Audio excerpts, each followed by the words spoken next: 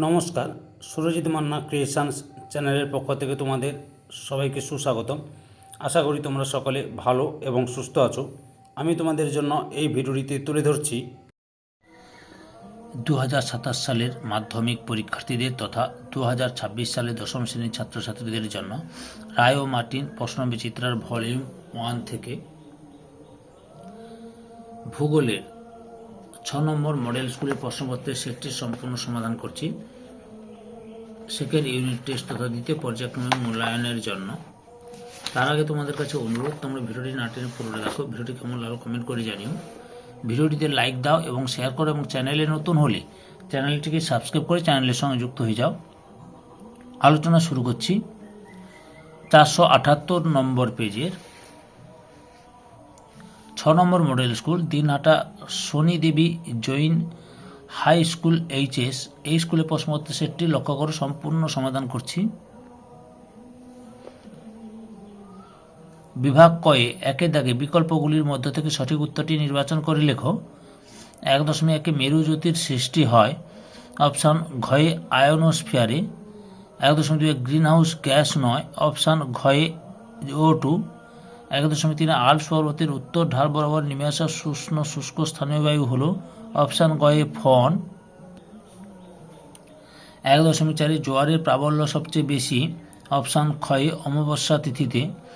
1.5 perigee অবস্থানে চাঁদ ও পৃথিবী দূরত্ব হয় অপশান কয়ে 3,56,000 কিমি। 1.6 সোনালি পানীয় হল অপশান কয়ে চা। 1.7 পেট্রো রসায়ন শিল্পে প্রধান কাঁচামাল অপশান গয়ে ন্যাপথা। 1.8 আদমশুমারি অনুসারে শহরের সর্বনিম্ন জনসংখ্যা অপশান গয়ে 5,000 জন।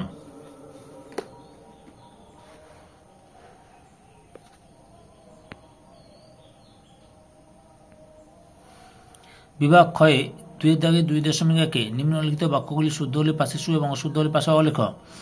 প্রথমে রয়েছে কানপুরকে উত্তর ভারতের ম্যানচেস্টার বলা হয়, শুদ্ধ। 2 নম্বরে ল্যাব্রাডর স্রোতের প্রভাবে নরওয়ে উপকূল শীতকালে তুষারপাত হয়, অশুদ্ধ। নিউফাউন্ডল্যান্ড উপকূলে তুষারপাত ঘটে। 3 নম্বরে ভূমধ্যসাগরীয় জলবায়ু অঞ্চলে শীতকালে বৃষ্টিপাত হয়, শুদ্ধ। 2.2 উপযুক্ত শব্দ বসে শূন্যস্থান পূরণ করো। প্রথমে রয়েছে রাতের বেলা পর্বতে গা বেয়ে নেমে আসা বায়ুর নাম ড্যাশ, পার্বত্য বায়ু। 2 নম্বরে বায়ুর আর্দ্রতা পরিমাপক যন্ত্রটি হল ড্যাশ, হাইগ্রোমিটার। 3 নম্বরে মৌসুমী বায়ু ড্যাশ মহাসাগরের সমুদ্র স্রোতকে নিয়ন্ত্রণ করে, ভারত মহাসাগরে। 3 নম্বরে 2.3 একটি বা দুটি শব্দের উত্তর দাও। প্রথমে রয়েছে সবুজ বিপ্লবের সঙ্গে সম্পর্কিত ফসলের নাম লেখো, গম। 2 নম্বরে ভারতের দীর্ঘতম সড়কপথ কোনটি? NH-44, যার দৈর্ঘ্য 4,112 কিলোমিটার।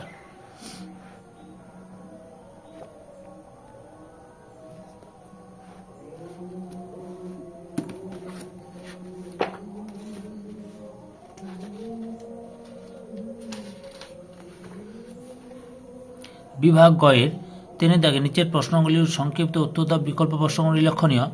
3.1 আপেক্ষিক আর্দ্রতা কাকে বলে? এই প্রশ্নের উত্তরগুলো আমি তোমাদের রায় আর মার্টিনের সহায়িকা বই থেকে দেখাচ্ছি, লক্ষ্য করো। এই যে সংজ্ঞা, এখান থেকে শুরু করবে। এককটা প্রকাশের এককটা আর নির্ণায়ক যন্ত্রের নাম লিখবে। অথবাতে রয়েছে বৈপরীত্য উত্তাপ কাকে বলে, লক্ষ্য করো বৈপরীত্য উত্তাপ কাকে বলে। এই যে সংজ্ঞা, এখান থেকে শুরু করবে, লিখে উপযোগিতাটা লিখবে। এই যে এই উপযোগিতাটা লিখবে। পরের প্রশ্ন 3.2 সিজিগি কি? লক্ষ্য করো সিজিগি কি, এখান থেকে শুরু করবে।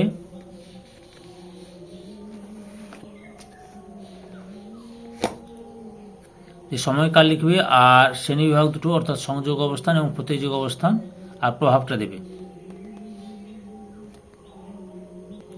অথবাতে রয়েছে অ্যাপোজি কাকে বলে।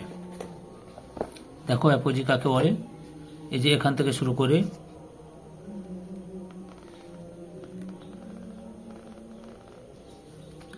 এতটা লিখবে। 3.3 রবি ফসল ও খারিফ ফসলের দুটি পার্থক্য লেখো।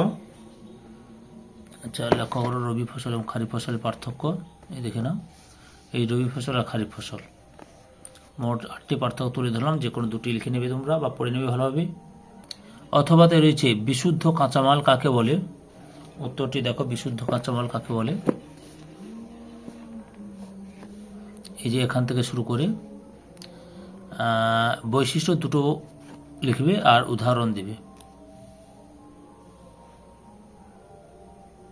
3.4 তথ্য প্রযুক্তি শিল্প বলতে কি বোঝো। উত্তরটি লেখো, তথ্য প্রযুক্তি শিল্প কাকে বলে।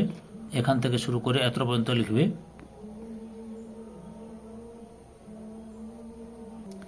অথবাতে রয়েছে সোনালী চতুর্ভুজ কাকে বলে, 561 নম্বর পেজে রয়েছে। তোমাদের এই প্রশ্নের উত্তরগুলো রায়ার মার্টিন সহায়িকা বই থেকে দেখাচ্ছি। সোনালী চতুর্ভুজ কাকে বলে। এই যে শুরু করবে এখান থেকে,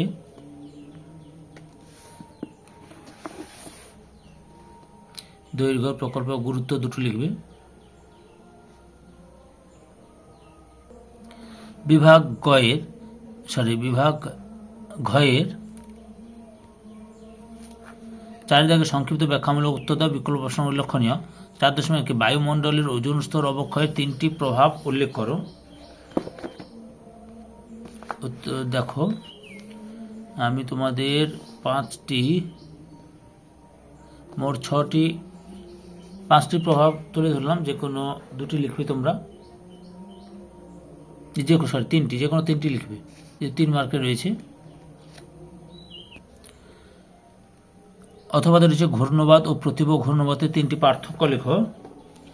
লক্ষ্য করো, ঘূর্ণবাদ, প্রতিভ ঘূর্ণবাদের পার্থক্য। আচ্ছা, এদিকে 5টা দেখালাম, পরের পেজে রয়েছে দেখাচ্ছি।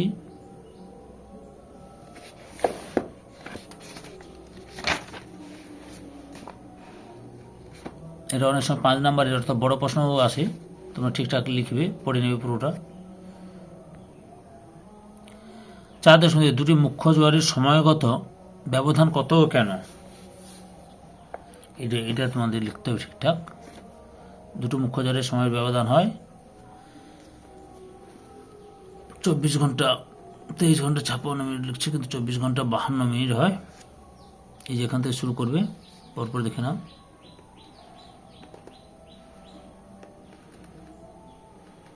কারণ জোয়ার এবং ভাটার মধ্যে সময়ের ব্যবধান 4 ঘন্টা বলছি, 6 ঘন্টা 13 মিনিট।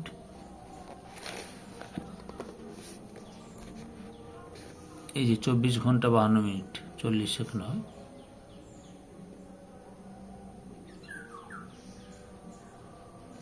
এই দুটি মুখ্য জোয়ারের মধ্যে সময়ের ব্যবধান 24 ঘন্টা ধরা যাচ্ছে, বুঝতে পেরেছ। অথবা রয়েছে ভরাকোটাল জোয়ার কিভাবে ঘটে ব্যাখ্যা করো।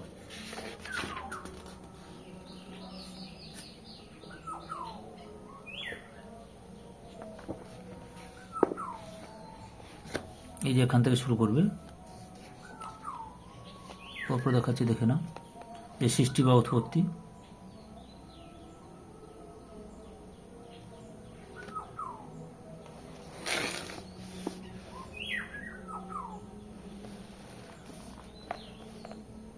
অমাবস্যা তিথিতে ভরা কোটাল,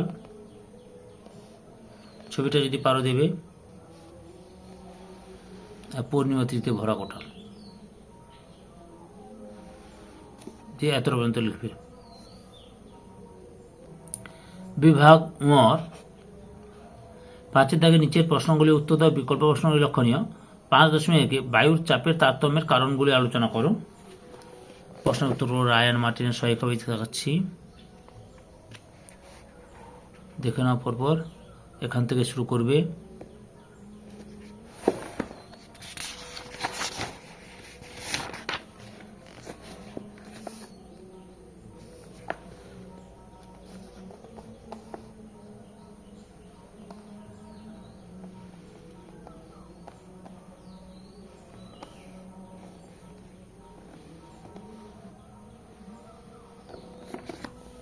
এতটা পর্যন্ত রয়েছে। পরের প্রশ্ন রয়েছে, অথবা পরিচলন ও শৈলক্ষে বৃষ্টিপাতের উৎপত্তি চিত্র সহ ব্যাখ্যা করো। এই যে পরিচলন বৃষ্টিপাত, এখান থেকে শুরু করবে, পরপর দেখে নাও।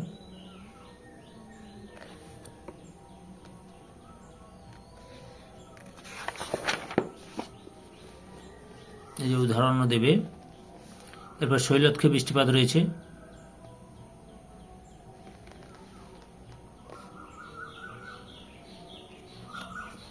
এতটা পর্যন্ত লিখবে।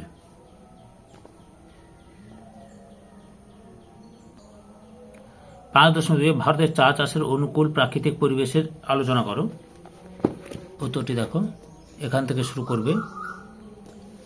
আগের ভিডিওগুলো দেখতে চাইলে আমার চ্যানেলের প্লে লিস্টে গিয়ে দেখে নাও, না হলে এই ভিডিও ডিসক্রিপশনে তার লিঙ্ক দেওয়া আছে, ওখানে ক্লিক করে দেখে নিতে পারো।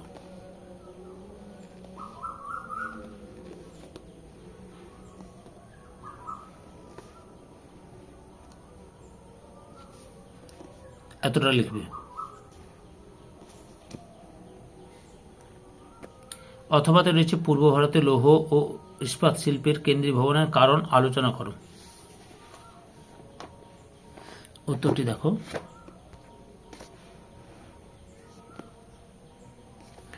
এখান থেকে শুরু করবে।